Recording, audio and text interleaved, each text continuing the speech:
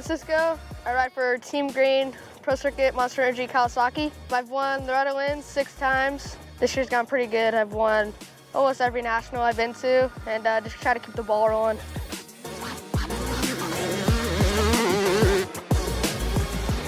I ride a KX85. They ride big wheels here on their 85, so we ride small wheels. So it's a little different coming over here and riding a big wheel 85. I've never done that before. It's pretty easy to get used to, and that's a little change that they do from Australia to the UDS.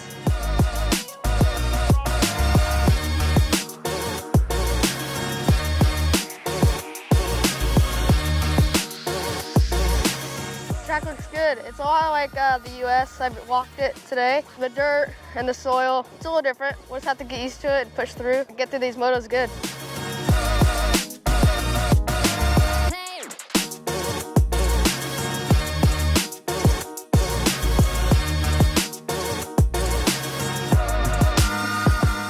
We had a race like this about 2-3 months ago, so I kind of just shipped the bike from the US over here, a full complete bike, so it should be the same exact bike that I rode 2 months ago at a Nationals.